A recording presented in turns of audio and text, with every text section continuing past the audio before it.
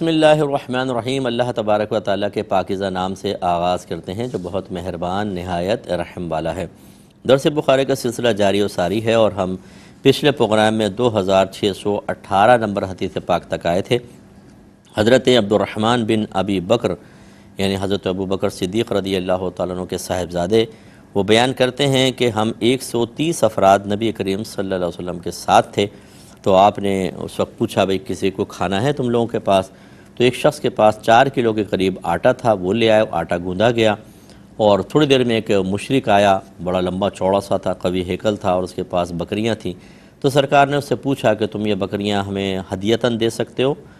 کوئی بھی بکری ان میں سے، یا بیع کرو گے خرید و فروخت؟ اس نے کہا خرید و فروخت۔ تو سرکار نے ایک بکری خرید لی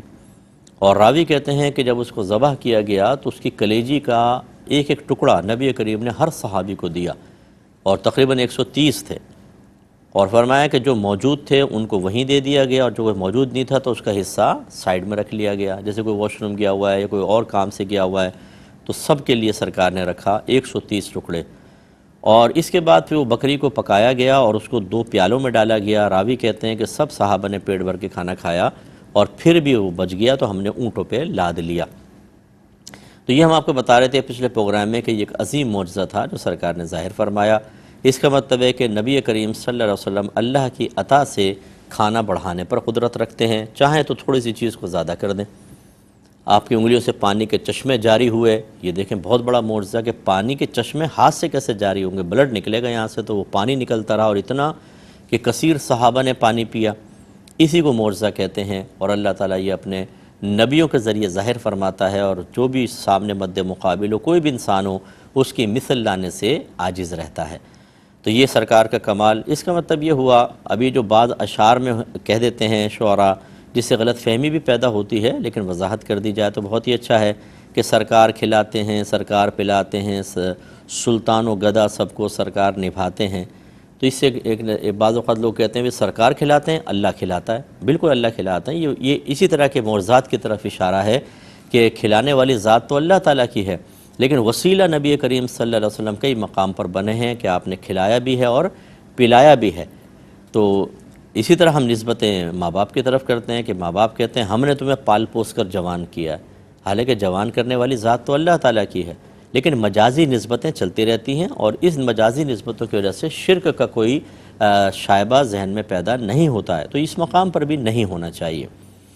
دوسری بات یہ ہے کہ نبی کریم صلی اللہ علیہ وسلم نے ایک شخص کے پاس طعام تھا، فرمایا آٹا گوندو، لے آؤ آٹا گوندو، اور وہ سب کو کھلایا۔ اس کا مطلب ہے کہ حالانکہ اس شخص سے اجازت لینا بظاہر ثابت نہیں ہو رہا، تو یاد رکھیں کہ نبی کریم صلی اللہ علیہ وسلم مالک و مختار ہیں، وہ ہماری جانوں کے مالک ہیں، ہمارے مالوں کے مالک ہیں، جس کے بارے میں جو حکم دے دیں مجال انکار نہیں ہو سکتا کہ کوئی انکار کر دے۔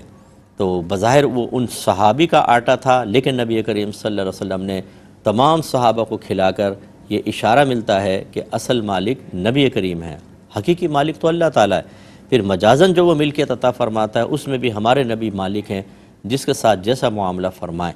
اگرچہ آپ کے وہ تمام معاملات دائرہ شریعت میں رہ کر ہی ہوتے ہیں، اجازت شرع کے مطابق ہوتے ہیں، اجازت رب کے مطابق ہوتے ہیں، لیکن اختیار آپ کو حاصل۔ اور اس کے بعد وہ مشرک آیا، نبی کریم صلی اللہ علیہ وسلم چاہتے تو 130 صحابہ تھے، مشرک کو مارتے، بکریاں لے لیتے، اس کی چھین لیتے بکریاں، پتہ بھی نہ چلتا، لیکن یہ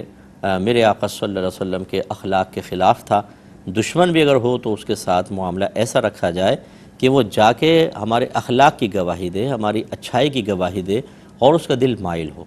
تو سرکار نے کوئی بکریاں چھیننے کا حکم نہیں دیا، بلکہ اس کو آفر کی، یا تو ہمیں تحفتاً دے دو یا بیچ دو۔ اس نے کہا ٹھیک ہے میں بیچتا ہوں، اور آپ نے اسے خرید لی۔ اس کا مطلب ہے کافر سے خرید و فروخت کی جا سکتی ہے، کفار کے ساتھ کاروبار کرنا، ان کے ساتھ انویسٹمنٹ وغیرہ کرنا، اس کی بھی شرعاً اجازت ہوتی ہے۔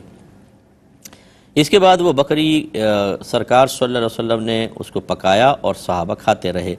اور صرف ایک بکری اور تھوڑا سا آٹا 130 صحابہ کو پورا ہوا۔ اس کا مطلب یہ ہوا کہ دیکھیں معجزہ تو نبی کریم صلی اللہ علیہ وسلم کا تھا، لیکن اصل کمال کس کا ہے؟ میرے رب کا ہے کہ اللہ نے اس کو بڑھایا۔ یہ حقیقتاً نبی کریم نے نہیں بڑھایا ہے، تو اللہ نے بڑھایا، وسیلہ میرے آقا صلی اللہ علیہ وسلم ضرور بنے ہیں۔ تو اس سے ایک نتیجہ یہ نکلتا ہے کہ اللہ تبارک و تعالی وسائل اور ذرائع کا محتاج نہیں ہے، یہ ذہن میں رکھیے۔ اگر ہم سنتے ہیں، اللہ نے بظاہر ذریعہ کان بنایا، اگر اللہ چاہے تو ہماری آنکھیں سنیں اور ہمارے کان دیکھیں اور ہماری ناک بولے اور ہم ہاتھوں سے کھانا شروع کر دیں کہ ہاتھ میں یوں رکھیں اور وہ جسم میں چلا جائے۔ اللہ تعالیٰ ان ذرائع کا محتاج نہیں ہے، تو اللہ تعالیٰ چاہے تو ایک وقت میں تھوڑی سی چیز کو بہت زیادہ کر دے، چاہے تو بہت زیادہ کو بہت ہی کم کر دے۔ اس قادر مطلق کی قدرت کو سمجھنے کی بہت ضرورت ہے، اور یہی جنت کے اندر ہوگا کہ جب ہم کوئی چیز کھا لیں گے تو جنت کی نعمتوں میں فنا نہیں ہوگی۔ اگر ایک جنتی پھل کھائے گا، جیسے کھائے گا پھر پورا ہو جائے گا، کھائے گا پھر پورا ہو جائے گا، کھائے گا پھر پورا ہو جائے گا، چھوڑے گا تو شاخ میں جا کے لگ جائے گا۔ ایسے جنتی پرندے بھن کر آئیں گے، وہ کھائے گا، جب کھا چکے گا وہ دوبارہ زندہ ہو کے دوبارہ اڑنے لگ جائیں گے۔ تو یہ بظاہر کوئی ناممکن چیزیں نہیں ہیں۔ اللہ تبارک و تعالیٰ کی قدرت بڑی کامل ہے، لیکن چونکہ یہ چیزیں عام طور پہ ہماری نگاہوں کے سامنے نہیں ہو رہی، اس لیے ہمارا ذہن فوراً انہیں قبول کرنے کے لیے تیار نہیں ہوتا ہے۔ لیکن اللہ تعالیٰ اس قسم کے معجزات دکھا کر ثابت فرما دیتا ہے، جیسے نبی کریم کے 5 انگلیوں سے پانی کے چشمے جاری ہونا۔ یہ ایک جیسے روایت ہے حضرت عمر فاروق رضی اللہ تعالیٰ عنہ غالباً اس کے راوی ہیں، وہ کہتے ہیں ہم ایک غزوے میں تھے تو بہت سارے صحابہ تھے، کوئی بھوکے پیاسے، جانور ہمارے پیاسے، بہت سے جنبی تھے، ان کو غسل کرنا تھا، بعضوں کو وضو کرنا تھا، مشکیزیں خالی ہو گئے تھے، تو میں سرکار کی خدمت میں آیا اور میں نے عرض کیا رسول اللہ کہ یہ معاملہ ہے، تو سرکار نے فرمایا کہ تمہارے پاس کوئی پانی ہے تھوڑا بہت برتن میں تو لے کر آؤ۔ تو کہتے ہیں ہم ایک برتن میں پانی لائے جو اس کے پیندے میں تھا، بس تھوڑا سا پانی، اس میں میرے آقا نے اپنے دست اقدس رکھا اور آپ کی 5 انگلیوں سے پانی کے چشمے جاری ہو گئے اور وہ پانی باہر چھلکنے لگا۔ تو راوی کہتے ہیں کہ جنہوں نے پینا تھا انہوں نے پیا، جنہوں نے مشکیزیں بھرنے تھے بھرے، برتن بھرے، جانوروں کو پلایا، جس نے نہانا تھا نہایا، جس نے وضو کرنا تھا وضو کیا، اور پانی ایسے ہی جاری رہا۔ اور جب ہم نے کہا رسول اللہ بس، تو آپ نے دست اقدس نکالا، جتنا اس میں برتن میں پہلے پانی موجود تھا اب بھی موجود تھا۔ اب یہ کس نے زیادہ کیا؟ میرے رب نے ہی کیا نا۔ اور انگلیوں سے پانی کا نکلنا کس قدر حیرت انگیز چیز ہے۔ اس کا مطلب ہے اللہ تبارک و تعالیٰ یہ جو وسائل اور ذرائع بظاہر قائم کیے گئے ان کا محتاج نہیں ہے۔ جب آپ یہ بات سمجھ گئے تو پھر کیوں مایوس ہوتے ہیں اللہ تعالیٰ سے؟ جب وہ ذرائع کا محتاج ہی نہیں ہے تو بعض اوقات ہم پہ قرضہ چڑھ جاتا ہے تو ہمیں بظاہر کوئی ذریعہ نظر نہیں آتا، تو ہم اللہ تعالیٰ کے بارے میں بھی سوچنے لگ جاتے ہیں یار اللہ تعالیٰ کیسے کرے گا، یہ تو بظاہر کوئی ہے ہی نہیں، نہ کوئی دوست دینے والا، نہ کوئی مال وغیرہ ہے، مانگ مانگ کے تو سارے ہم سے بھاگ گئے ہیں، اب تو کوئی قرض بھی دینے کے لیے تیار نہیں، تو اللہ کیسے کرے گا؟ تو ہمیں اللہ کے بارے میں بھی شبہ پیدا ہو جاتا ہے، حالانکہ وہ بڑی قدرت کاملہ والا ہے، وہ وسائل کا محتاج نہیں، وہ چاہے تو چٹکی میں آپ کے سارے مسائل کو حل کر دے۔ اس کا مطلب یہ ہوا کہ اللہ تعالیٰ سے مایوس نہیں ہونا چاہیے، اس کی قدرت کاملہ پر کامل توجہ رکھنی چاہیے۔ اس سے ہمارے وہ بھائی بہن درس حاصل کریں کہ جو فوراً تھوڑی سی دعائیں مانگیں گے، جب دعا قبول نہیں ہوگی تو اللہ سے مایوس ہو کر چلے جاتے ہیں مخلوق کی طرف، عاملین کے پاس چلے جائیں گے، جھوٹے قسم کے عاملین، بے عمل عاملین کے پاس، یا بعض مزارات پہ چلے جاتے ہیں اور وہ سوچتے ہیں کہ فلاں مزار پہ حاضری ہوگی تو یہاں میرا مسئلہ حل ہو جائے گا۔ یعنی اللہ تعالیٰ گھر میں مسئلہ حل نہیں کرے گا، وہاں کرے گا۔ اگرچہ جانا میں منع نہیں کر رہا ہوں کہ آپ مزار پہ اگر بادب حاضری دیتے ہیں اور کوئی خدا نخواستہ آپ نے خلاف شرع فعل کا ارتکاب نہیں کیا ہے، اس قصد و ارادے سے کوئی گیا کہ یہ اللہ کے جو حسن ظن ہے کہ جو مزار میں صاحب مزار ہیں یہ اللہ کے مقبول بندے ہیں، اور جہاں اللہ کے مقبول بندے ہوتے ہیں وہاں رحمتوں کو نزول ہوتا ہے، تو چلو قریب کھڑو کر دعا مانگوں گا اپنے اللہ سے تو اللہ تعالیٰ میرے مسئلے حل کرے گا۔ جیسے ایک دعا گھر میں ہو سکتی ہے، ایک کعبۃ اللہ کے پاس، ایک نبی کریم صلی اللہ علیہ وسلم کے روضہ انور کے پاس، ایک مسجد کے اندر، تو یقیناً مقامات کی تبدیلی سے دعاؤں کی قبولیت اور اثرات تبدیل ہوں گے، امکانات وغیرہ اس کے بدلتے رہتے ہیں۔ اسی طریقے سے اگر کوئی اس طرح سوچ کے جائے منع بھی نہیں، لیکن خرابی کب پیدا ہوتی ہے کہ اللہ کی طرف سے مایوسی پیدا ہو جائے اور آدمی اپنی پوری توجہ ادھر لگا دے، تو پھر یہ خرابی پیدا ہوتی ہے۔ اور بعض لوگ تو پھر خلاف شرع امور کے ارتکاب سے بھی باز نہیں آتے ہیں کہ بعض اوقات کفار کے پاس چلے جاتے ہیں اور مشرکانہ فعل کرواتے ہیں کہ یہ میرا کام نہیں ہو رہا تو چلیں کچھ بھی آپ کریں، اور غیر مسلم جب کرے گا اور خدا نخواستہ اس میں شرک اور کفر کی آمیزش ہوگی تو وہ تو پہلے کافر ہے،